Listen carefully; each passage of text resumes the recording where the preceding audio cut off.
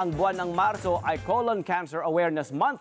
Ayon sa World Health Organization, ang colon cancer ang pang-apat sa cancer-related deaths sa buong mundo. Yan ay sa kabila ng pwede namang magamot o maiwasan ang sakit na ito.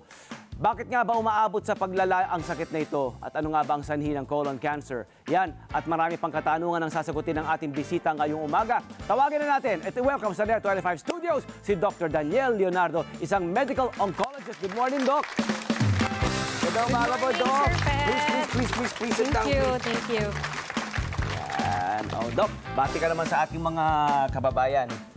Good morning po sa ating mga kababayan at sa mga viewers ng Net25. Thank you, Sir Pat, for inviting me here this morning. Thank you, Doc, for waking up early. You have to make your rounds and you have your patients to attend to mula po sa amin na nagpapasalamat po kami. Ayan po, para po mas maintindihan ng ating mga tagapakinig at mga tagapanood, ano nga po ba ang role ng colon sa ating katawan, Doc? At gaano ka-importante po ang na dapat ay laging healthy ang ating colon? Okay, so yung colon, review natin yung science natin. No? So, yun yung last part na dinadaanan ng pagkain natin. So, pagkakain natin sa stomach, small intestine, yung colon, no? Siya yung huling nag-absorb ng mga nutrients, nagtatanggal ng toxins bago po lumabas sa ating katawan. Opo. No? Opo. At gaano po siya kahalaga na alagaan? Mine-maintain ng healthy. So, yung colon kasi, syempre, di ba alam mo yung feeling kapag hindi mo siya regularly na-empty, unang-una, good for your well-being na regularly siya na-empty, na healthy. And of course, yun yung responsible for absorption ng ating mga electrolytes, responsible for digestion, and may role din siya sa ating immune system na nagre-regulate na ating mga good bacteria sa katawan. Yes. At uso ngayon po yung sinasabi nilang colon cleansing para raw sa yun na nga ginagamit nilang tool yun para nga magpapayat. Gaano po ba kasi yun? At tama po bang magpa-colon cleanse para po ang intensyon niya magpapayat?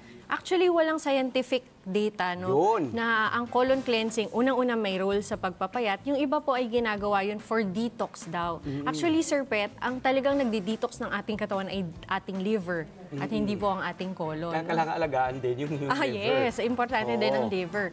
And then yung pag-iinom ng mga labatiba, yung pag-undergo ng mga forced na enema, may mga risk kasi po yun for dehydration, yung mga nutrition, mineral deficiencies, and yung iba, pag mga force talaga, nagagasgas or napupunit din po yung lining ng ating colon. May laceration na nagaganap. Yes. May yung iba nga, coffee enema pa. Yun nga may po, mga ganun. yes. Saka lalo kung acidic ka, di rin naman pwede mag-coffee enema ka kasi di ba talaga apektado rin naman yun. Ano? Opo. At ito pong colon cancer, ito na po, interesado po ako, interesado ang lahat, mga kalalakihan, mga kababaihan. Colon cancer, ano po ba ang sanhi nito? Okay, so pag sinabi ko po natin cancer, yun po yung mga cells, di ba, na abnormally na nagpaparami, lumalaki at nagiging bukol, at sa huli at kumakalat sa ibang parte ng katawan. So kapag nagkaroon po tayo ng abnormal na bukol sa ating colon, yun po yung tinatawag natin na colon cancer. So in terms of ano po yung sanhi, no? Meron tayong mga tinatawag natin na non-modifiable factors, yung mga hindi natin mababago sa ating katawan. For example, ang age, no? Kapag tumatanda, mga 60 pa above sila na po yung mga at risk talaga. Pangalawa po kung namamana, kung marami po sa pamilya natin, magulang, kapatid na may colon cancer, mataas din po yung tsansa na tayo ay magkakaroon nito. Pangatlo po yung mga tinatawag natin na modifiable risk factors. Yun po yung mga kaya nating i-modify sa katawan. Number one is our diet. Our vices, yung paninigarilyo, pag-inom ng alak, at yung ating mga exercise, lifestyle habits po. Yun makakatulong kung hindi natin ginagawa, hindi yun bisyo, di ba? Hindi natin siya ginagawang part ng lifestyle natin, maaaring maiwasan. Maaaring makatulong. Ito na po, sa mga nagtatanong, ano po ba ang sintomas ng colon cancer, Doc? Okay. Sa umpisa po yung maliit na mga tumor, hindi po yan nagpo-produce ng symptoms. So actually, sa unang stage ng colon cancer, ay wala po yung mga sintomas, no?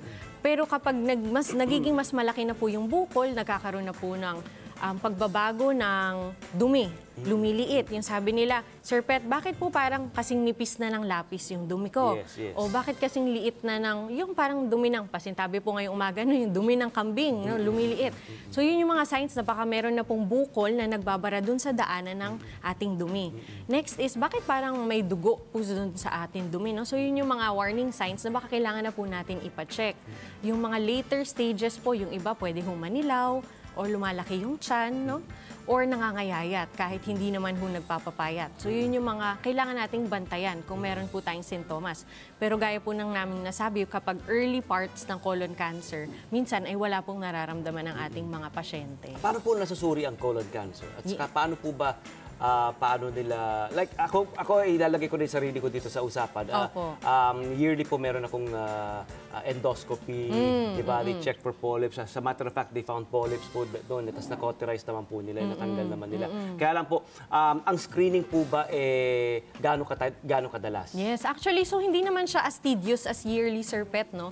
Ang recent recommendations na po is to start colon cancer screening as early as 45 years old. Okay, when you reach your 40s. Opo, 40, Yes, 45. You're 45. For men and women. Yes, for Opo. men and women po. Opo. Ito yung mga average risk individuals, yung mga normal po na individual na wala namang kamag-anak na may cancer, no? So, para po sa ating lahat na at least 45 years old, Opo. marami pong paraan. Unang-una po is colonoscopy. So, yun po yung na-mention nyo, yung nagpapasok po ng scope sa ating puweta na may camera para po kung may polyp pa lang na maliliit, makukuha na natin ng maaga at ma-examine kung may risk na po ba itong mag-develop Pero Doc, as cancer. Opo, Doc, ma-interrupt ko lang po sa Yes. balikan po natin yan agad-agad. Ang polyps po ba ang pinag-uumpisa ng mga tumors na ito, ng mga mass na ito? Kadalasan po sa mga Pilipino, yes. Okay. Nagsisimula po silang polyp. So kapag ho nag-colonoscopy at may nakikitang polyp, ito po tinatanggal natin agad, no? And then, ang colonoscopy po as every 10 years lang naman ho kailangan gawin, Sir Pet. So Okay. actually, wala naman po dapat ikatakot ang mga tao na Kung may polyps colonoscopy na naman. Opo, ganun. opo. Or kung may polyps na nakita. Ang importante po ay tanggalin ito. So Opo. yun po ang yun po yung importance ng pag-colonoscopy para po kung may nakikitang polyps, tinatanggal na po ito ng ating mga doktor. Opo, pero kung may polyps po nakita ngayong taon at nasa kote natin na na-cauterize mo, natanggal po, Yes. kailangan po ba next year magpa-check kung meron pong polyps? Di ba, iba-iba po ang polyps, no? So, depende sa polyp kung mukhang benign naman or less risk for cancer, pwede pong after 7 to 10 years ulit ang colonoscopy. Okay. Kung mas maraming polyp or mas bantayin, mas maaga ho, 5 to 7 years, uulitin ho natin ang colonoscopy. Okay. Yes. Sige po. Marami pa hong ibang paraan, Ano no? po? Pwede Opo. pong taon-taon ang pagsusuri naman po ng dumi. Opo. So, pwede pong yung iba na ayaw magpa-colonoscopy kasi very invasive po, no? Opo. Talagang magpapasok. Yung pagsasubmit po ng dumi, ang tawag namin doon ay fecal occult blood test or fecal immunochemical test. Test lang po kung may bahid ng dugo sa dumi. Kasi yun po ay early signs din na possible na may bukol sa loob. Opo. So, kung nagpa-positive tayo sa mga testing na ito sa dumi, then ire-recommend din namin na tumuloy tayo sa colonoscopy. Kaya, kasi tabi po sa mga nag-aalmusal, pero Pasensya na alam po, ko po, opo. alam kong agree kayo dahil alam nyong importante ito at interesado po ang lahat. Ito, interest po ng lahat. Ano po? At ito pong sinasabi po nila ni na Doc at mga katulad niya talagang vital. Ano? Yes, Vital. yes. Kasi nga naman ito ay lumalabas sa fourth killer Yes. sa buong mundo, no? Itong Opo, disease na ito. yes. Ano po ba sino po ba ang mga at risk sa sakit na ito? Okay. Aside from the ones with vices, syempre. Okay. Opo. So, at risk, syempre, yung mga may family history. Pangalawa, siguro yung, apart from vices, yung mga preferred kumain ng mga red meat, processed meat. Oh. Yes. Oh. Bigla akong, Guilty. Opo. Actually, ang recommended nila, Sir Pet, kung kaya po nating ilimit na 2 servings a week lang po of red meat. Okay, when you say red meat, mga kababayan, when we say red meat, Ito po ay yung fresh meat na kulay pula bago iluto. So ito po ay pork, beef, beef. lamb. Oo. At ang isang serving po ay kasing laki po ng ating palad. So 2 lang po sa isang linggo. Kung mag-samgyupsal ho tayo, alam na po natin na sobra-sobra na po sa 2 servings yan, na nakakain natin. Opo, okay. So talagang dalawang serving Palad. lang, kasing laki ng palad lang sa isang linggo, As much as possible po, yes. Kasi po ang red meat, ang pork, lalo na, no?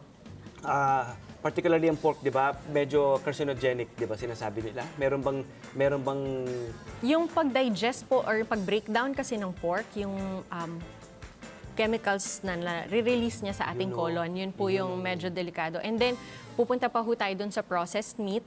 yung mga nag-undergo ng mga preservation, salting, curing, katulad po ng tocino, lahat ng mga canned, sausage, cold cuts, no? Yan po ay mga process. Kasi ang mga tocino yan, yung mga Marami na hong preservative. Opo. So ano po ang healthy amount ng processed meat? As much as possible po ay 0, no?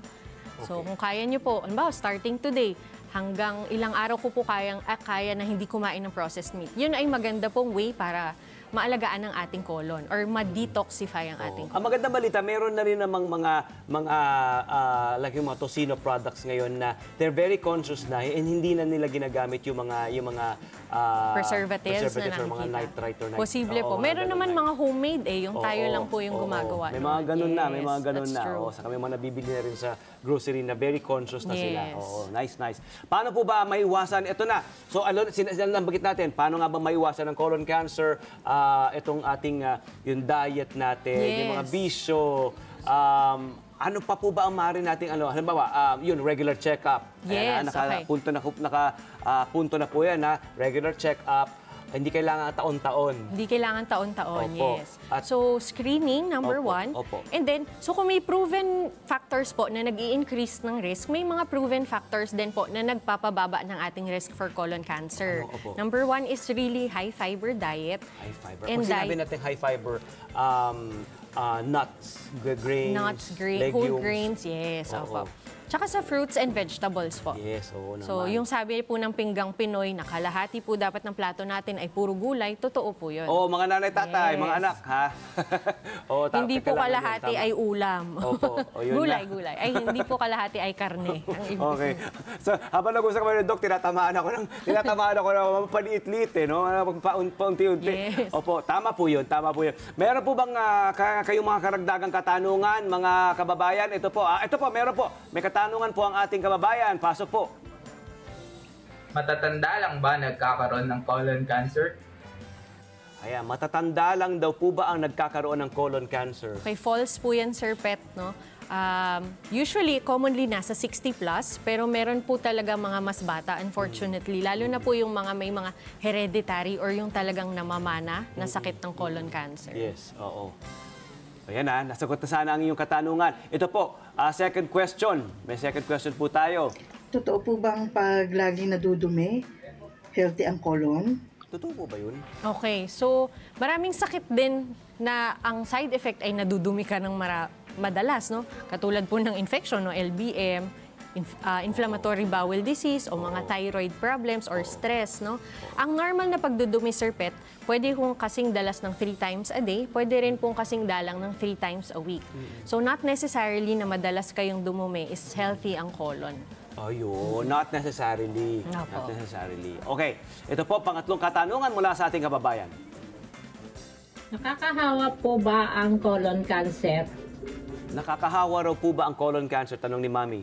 Hindi po ito nakakahawa, no? Pero ito po ay namamana. Namamana. Yes. Ayun, may malaking difference po yun. Hindi po nahahawa, pero namamana. Okay. Ito po, huling katanungan mula sa ating kababayan. Maliit lang po bang chance ang mabuhay kapag may colon cancer? Ayan, good question. So, ito po ay false, no? So, kaya po namin ina-advocate ang colon cancer screening dahil kapag matanggal natin ng maaga, yung stage 0 or stage 1, mataas po ang 5-year survival rate. Umaabot po ng 90 to 95%. So, as mas late po siya na-detect, dun po mas lumiliit ang survival rates. Pero meron pa rin pong chances of treatments, no? Basta po makontrol natin ang mga bukol para po kumaba pa rin ang survival rates. Opo. Sir Pat, madagdag ko lang din Opo. po Yes, for please. Yes, please, Doc. prevention, no? Hindi ko na-mention. Obesity din po kasi, tsaka sedentary lifestyle ay nakaka-increase ng risk. So, apart from diet, dapat din po regular exercise at maintain a healthy weight and healthy BMI. Kung naririnig Body niyo po mass yung... index. Oo. Yun Okay. po. Noted po. Salamat. Doc, ano po yung inyong message? Panghuli po na message po natin sa mga kababayan natin. Yes po, sa ating mga kababayan, lalo na po kung kayo ay nasa 45 to 75 years old at hindi pa po nakakapagpasuri sa colon cancer, no? Ngayong March po ay hinihikayat namin lahat, no? Pumunta po kayo sa inyong favorite na gastroenterologist, surgeon, or oncologist po para magtanong lang po about cancer awareness or colon cancer screening. Ito po ay makakatulong magpababa ng mortality rate ng cancer, colon cancer sa ating bansa. Hello po mga Kanet 25! Si Kuya Tony Pet po ito mula sa Love, Tony Pet and Everything. For more Love, Tony Pet and Everything updates, just click on our subscribe button and follow us on our Net25 social media pages at Net25 TV and at Net25 Entertainment Facebook. Magkita-kita po tayo!